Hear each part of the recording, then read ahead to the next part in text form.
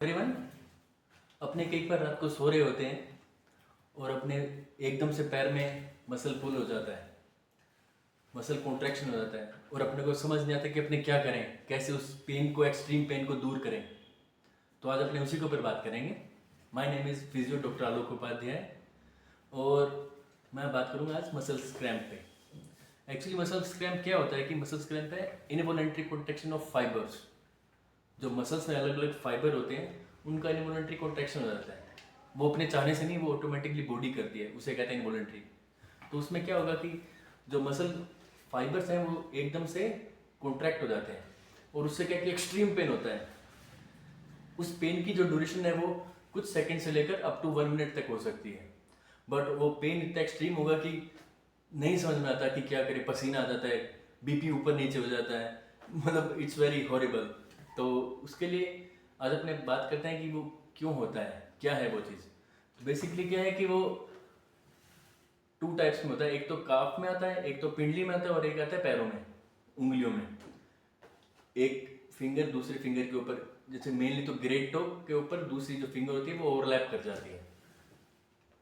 तो उसमें क्या कारण है, कारण की अगर बात करें तो मेनली तो कारण है डिहाइड्रेशन का। डिहाइड्रेशन मतलब पानी की कमी नहीं, वाटर रिटेंशन नहीं कहेंगे, इलेक्ट्रोलाइट का डिसबैलेंस हो जाता है। अपने ने देखा भी बहुत बार होगा कि जैसे स्पोर्ट्स में कई प्लेयर्स के मसल क्रैम्प आने लग जाते हैं। बहुत टाइम तक वो खेलते हैं तो उनका धीरे धीरे पसीने की वजह से इलेक्ट्रोलाइट डिसबैलेंस हो जाता है। वो जैसे ही डीबैलेंस होता है उनके क्रैम्प स्टार्ट हो जाते हैं। तो दूसरा प्लेयर उनके लिए सोल्यूशन लेके आता है वो इलेक्ट्रोलाइट्स का, और वो जैसे ही वो उसको इनटेक करते हैं तो और वो बिल्कुल ठीक हो जाते हैं और वो खेलने लग जाते हैं। तो उसमें क्या है कि सोडियम और पोटेशियम का जो रिटेंशन होगा उसकी वजह से मसल क्रैम्प आने लग जाते हैं। और दूसरा कारण होता है स्ट्रेस लेवल। बहुत बार अपने स्ट्रेस में होते हैं, जब अपनी बॉडी स्ट्रेस में होगी तो वो धीरे धीरे एसिडिक बन जाती है, एसिड क्रिएट करने लग जाती है। तो उस एसिडिटी की वजह से देखा गया है कि उससे भी क्रैम्प्स आने लग जाते हैं। तो अपने को मेनली तो ये करना चाहिए कि जहाँ तक रहें, जहाँ तक हो सके वहाँ तक एक तो अपना सोडियम लेवल ठीक रखें, नमक ले लें, इलेक्ट्रोलाइट का सोल्यूशन आता है वो ले लें। पर हाँ, इसमें ये भी ध्यान रखें कि जिन पेशेंट्स को बीपी की प्रॉब्लम रहती है वो इसको डॉक्टर की सलाह के साथ लें। डॉक्टर से प्रिस्क्रिप्शन लें कि मुझे ये लेना चाहिए या नहीं लेना चाहिए, किस अमाउंट में लेना चाहिए, किस डोज फॉर्म में लेना चाहिए। That would be more beneficial. तो ऐसा केयरलेस ना करें कि आप सीधा ही बस नमक ग्लास में डिजोल्व करें और वो ले लें। पहले डॉक्टर से सलाह लें। उन जिनको बीपी की प्रॉब्लम है उनके लिए मैं बात कर रहा हूँ। अदरवाइज जो यंगस्टर्स हैं, जो जिनको ये दिक्कत रहती है, वो चाहे सीधा सोल्यूशन या ORS का घोल बना के वो पी लें, तो उससे भी वो ठीक रहेंगे। और जो सेकंड है वो है एसिडिक। तो उसमें मैं ये कहूँगा कि जहाँ तक उसके बाद तक इस स्ट्रेसफुल ज़िंदगी में थोड़ा सा रिलैक्स रहें, खुश रहें, लेट इट बी, जो हो रहा है उसको होने दें, बहुत ज़्यादा साइकोलॉजिकली मत बने। हाँ, डीप ब्रीदिंग जरूर करें, आप रिलैक्स रखें जहाँ तक हो सके वहाँ तक। सबसे पहले तो थोड़ा खड़ा होने की कोशिश करें। जब आप खड़े हो जाएंगे तो उससे क्या कि जो मसल टाइट हुआ हुआ है, जो आपका बॉडी वेट आएगा तो वो थोड़ा रिलैक्स हो जाएगा उसको। पर ये ध्यान रखें कि किसी चीज़ को पकड़ के फिर खड़े हों। एकदम से खड़े होंगे तो मे बी डिसबैलेंस होकर आप गिर भी सकते हैं। तो बेड को या किसी भी चीज़ को पहले पकड़ के थोड़ा खड़ा हैं, उसके बाद में थोड़ी काफ की स्ट्रेचिंग करें। हाँ, और ये है कि जो काफ में जिसमें पेन आया है उसके अंदर थोड़ा हीट करें, क्योंकि क्या है कि हीट देने का ये कारण है कि जिस मसल में आपको क्रैम्प आया उसकी ब्लड फ्लो कम कम हो जाता है। तो जैसे ही आप हीट देंगे तो उसका ब्लड फ्लो वापस इंक्रीज हो जाएगा, तो आपका मसल क्रैम्प थोड़ा रिलैक्स हो जाएगा और आपको पेन फ्री लगेगा।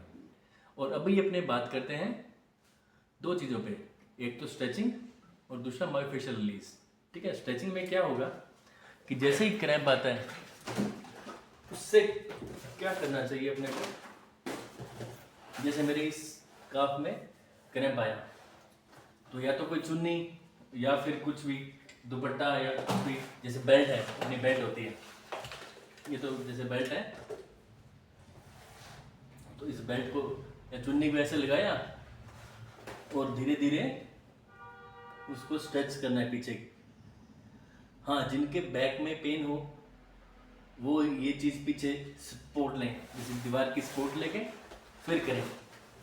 अब जैसे मेरी ये वाली लेग है, लेफ्ट लेग में मुझे क्रैम्प आया है तो मैंने ये स्ट्रेचिंग करनी है, इसे कहते हैं काफ की स्ट्रेचिंग। इसमें क्या करना है, काफ को स्ट्रेच किया 1 2 3 4 5, देन रिलीज, रिलैक्स किया 1 2 3 4 5, then stretch again 5 second hold, 5 second release. ये तो है काफ की स्ट्रेचिंग। इसमें अगर आपको लेवल और आगे इंक्रीज करना हो, जैसे आपका पेन कम हो गया है, तो उसके बाद में आप इसको लेट के भी कर सकते हैं।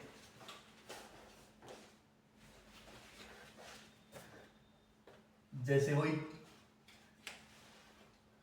चुन्नी लगाई यहाँ पे फूट पे और उसको धीरे धीरे खींच लिया अपनी तरफ, 5 सेकेंड काउंट किया, देन रिलीज। इसके रिपीटेशन वही 5 to 7 repetitions twice a day.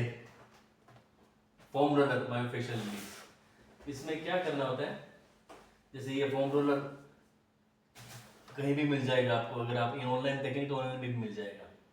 तो इसमें क्या करना है कि फोम रोलर को काफ के ऊपर रखा, काफ के नीचे रखा और धीरे धीरे